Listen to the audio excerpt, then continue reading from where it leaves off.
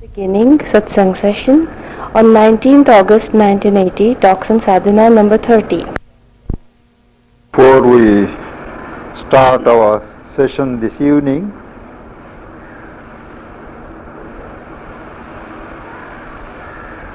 I would like to announce that tomorrow a few more members will be joining us, and they are from the World Union, because tomorrow is the 20th of August, the day Mother became the president of the movement, and it is being observed all over India wherever there are World Union centers as World Union Day.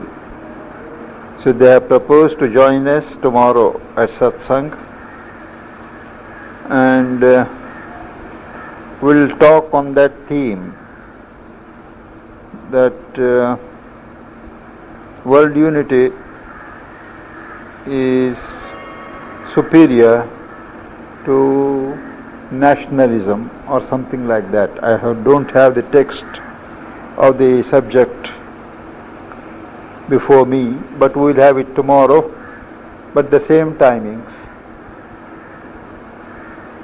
Half an hour and then half an hour meditation. Now to come back to what we are discussing,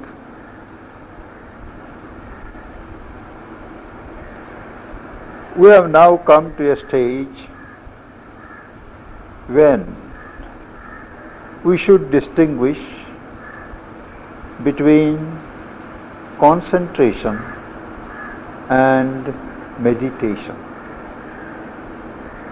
Concentration is fixation, fixing your mind or heart or attention or your consciousness generally on something or on some state, like a state of happiness, like a state of peace, or on a thing like a flame, a flower, or a word or a sound. That is, you don't allow yourself to be distracted. There is no movement, but you just stay fixed. This fixation of consciousness is called concentration. But meditation is something different. Meditation is relaxed. It is allowing the mind to flow in one direction, not fixed to a point, not fixed to a state, but flowing with a purpose, not just flowing wherever it chooses. Working out an idea, it leads to certain consequence, that leads to something. That is what is called working out of a problem, working out of a thought or an idea, undistracted from other subjects. In other words, meditation is the dwelling of consciousness on something progressively. You can put it, concentration is stationary, whereas meditation is a movement. Now, concentration can be it can be done anywhere. But for purposes of yoga, like ours, or Raja Yoga, the concentration is normally done on any of the three centers. And according to the center that you choose is the effect of that concentration. Let us say you concentrate on the heart center. That heart center is in the middle of the chest, what is called the cardiac center. When you concentrate there, slowly the door opens and the passage is free for the slow emergence of the soul or the psychic. And in the process, those emotions which are centered in the heart, like love, compassion, sense of oneness, all these begin to manifest. But the main purpose of concentrating in the heart is to be able to plunge into the depths and call forth the soul, the psychic which is deep inside. Another center for concentration is here, between the eyebrows, which is the center of vision, subtle vision, a vision which sees beyond the physical range, and also the center of willpower. So when you concentrate there, the external limitations on the effectuation of will, on the range of our sight, those limitations break down and the whole consciousness gets centered there in one point.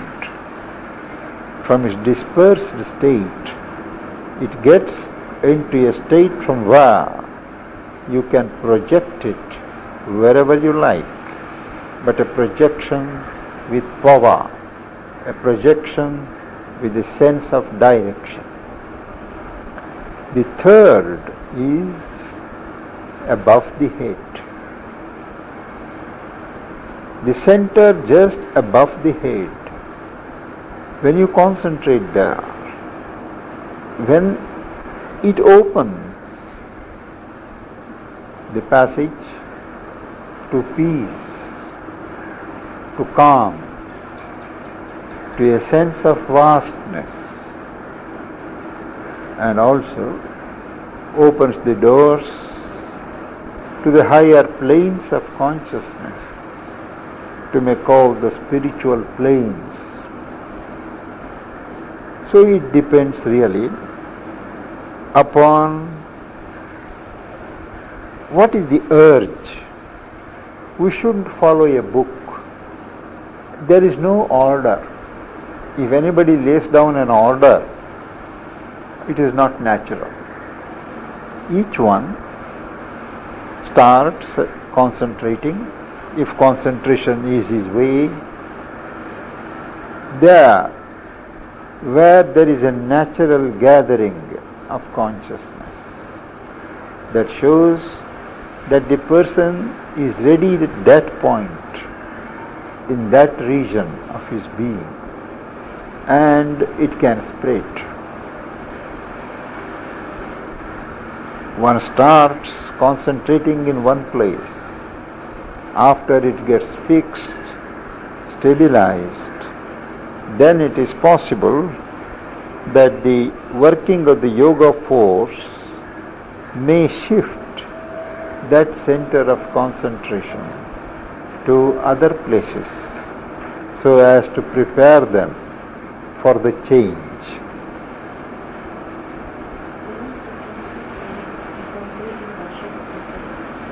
Uh-huh. Awesome. Can't hear because of that noise. No. If we close that door or move out these, there are places there. Is, however, one danger of concentrating in the eyebrows, because once it opens up that center of vision, a number of experiences rush. You begin to see beautiful sights, you begin to see gods and goddesses and various other scenes, and one is apt to get lost, dazzled in their splendor.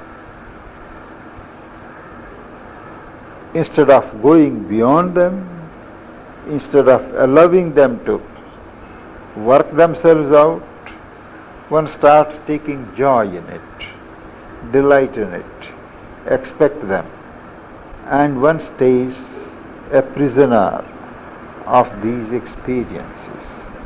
This is one pitfall that is to be guarded against.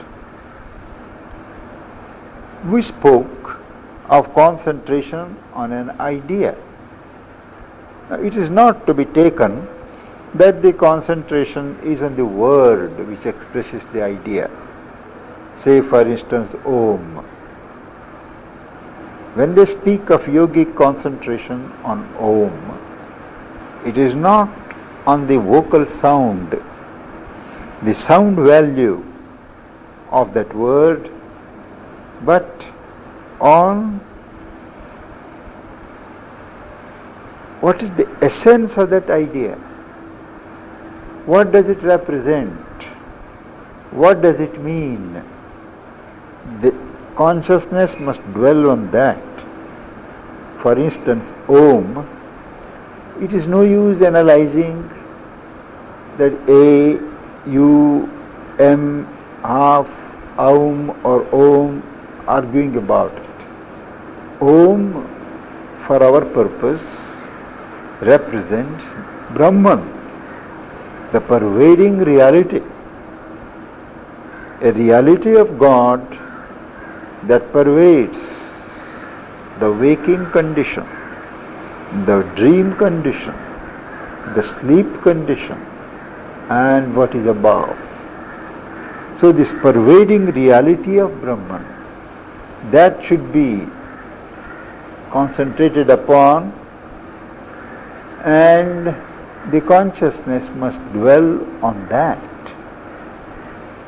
rather than concentrate on the sound.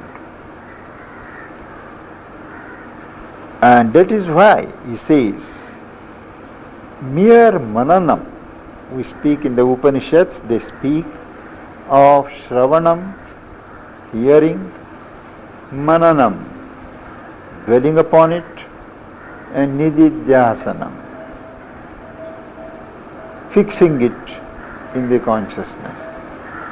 But mere Mananam, thinking of it mentally, will not do.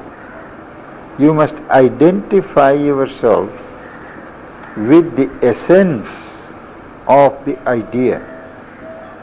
That is one.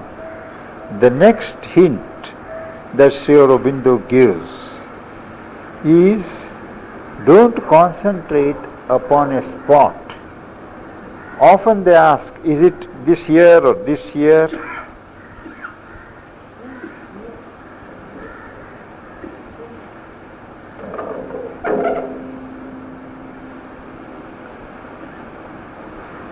They always argue, which spot do you concentrate? They ask physically, what's that spot? But that's not to be done. You are not to concentrate upon a thought, but you have to station your consciousness in that region. When you speak of concentrating above the head, there is no particular point, either behind or above or in the front, where you do like that. No. you have to take your position there and from there conduct things. There is a way of becoming aware at that place and from there conducting. Somebody who had read my book on how do I begin was arguing with me yesterday that it is not necessary to sit erect while meditating. Actually, that's the standard position. When your consciousness is in an active position, allowing a free movement of consciousness up and down. If we were to bend, there is some obstruction. The person told me that if you concentrate on the heart, how can you keep erect? I said, why not? You can be looking straight and still be aware of the heart, still be aware of something in the chest, that the gathering of consciousness here, but you can be looking in the front. One doesn't have to look at the chest. So these are things for you to experiment and see. But what Sri Aurobindo says, that you do not need to look at the spot or concentrate upon the spot, but station your consciousness there, and from there you function. From there, whether you look backwards or forwards or sidewards, it is immaterial. But your position must be there where you want to concentrate. Yes? Yeah. You start with mental imagination, but then you feel a certain shift in the awareness. You understand? After a while, you feel a shift. And there, you feel you are standing there. First you start with imagination. God has given imagination as a power for such things, to make possible what is not actual.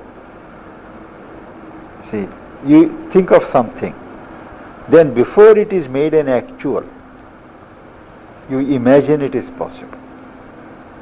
That we make wrong use of imagination is no fault of God. We waste it. But imagination is a power to actualize the ideal.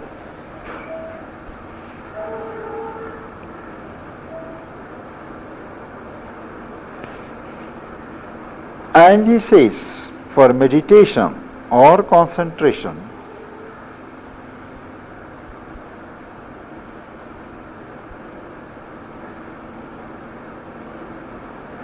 it is not on the brain, it is not in the brain. One doesn't need to think of the brain and concentrate the consciousness there, because he says, brain is not the mind. Brain is an organ, a physical organ used by the mind. And what he says further, mind is not confined to the brain organ. Mind is not confined here. Mind is spread all over the system. There is what you may call a thinking mind, there is a feeling mind, there is a sensational mind, there is a vital mind, there is a physical mind, there is a subconscious mind. So mind is a word. It is consciousness. Actually, I would say mind is a formulation of consciousness at different levels of our being. So make a distinction between mind, brain and consciousness. And the right position, he says, is seated, gathered, immobility in the body. The body is best seated. Then the whole consciousness or energies must be gathered into a state of immobility, eliminating all restlessness, eliminating movement. That's the best position. Once you get accustomed and establish this poise, thereafter meditation can be in any position. That is, when meditation becomes natural and normal, you can do it while walking, you can do it while standing.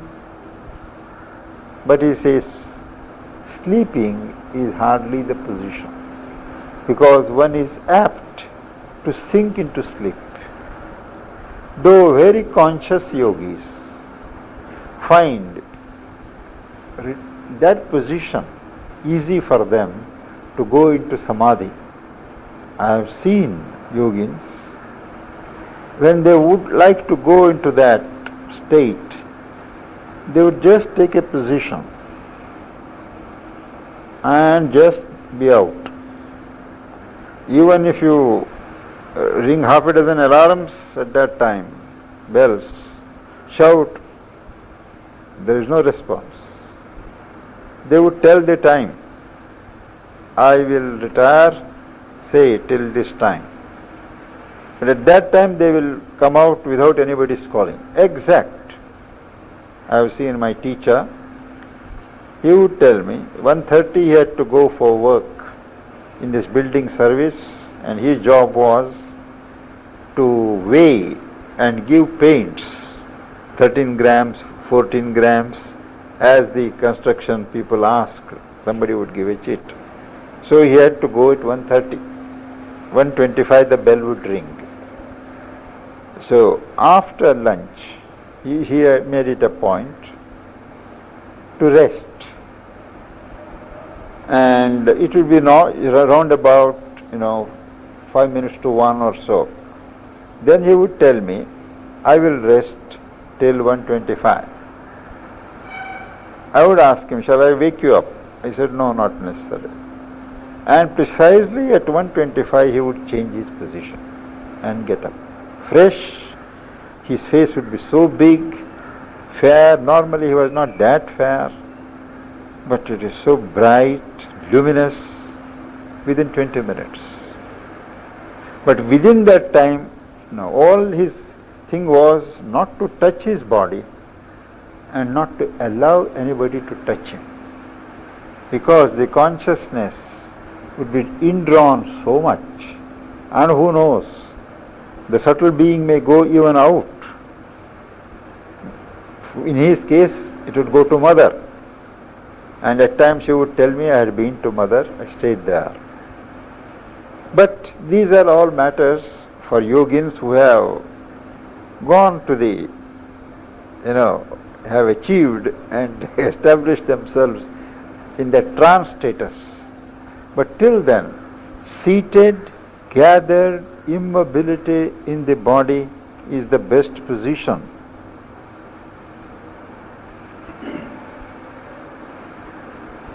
Contemplation and meditation are the same? No, I think we discussed it the other day.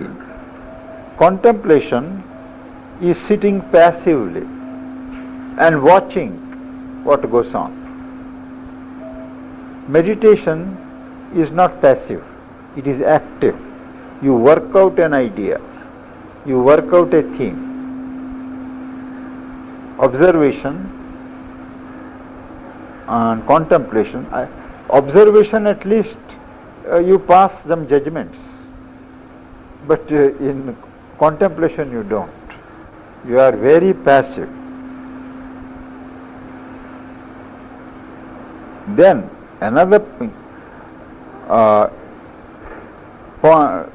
hint is, do not come out of inwardness suddenly. Whether you are sleeping or meditating or concentrating, don't come out with a jerk. Don't rush out suddenly. Somebody is calling or the time is up. Whatever it is, at least a few seconds, just stay in that position. Don't even open the eyes. And after that, you can do that. Otherwise, what happens many times, in the transition from the inner state to the external normal state, there is a jolt. It is not a smooth transition. I have had many times the uncomfortable experience in the afternoons. Suddenly somebody comes or the time is up, I forget my own philosophy and I just wake up, and suddenly there is a catch or something like a shock in the legs. Why in the legs?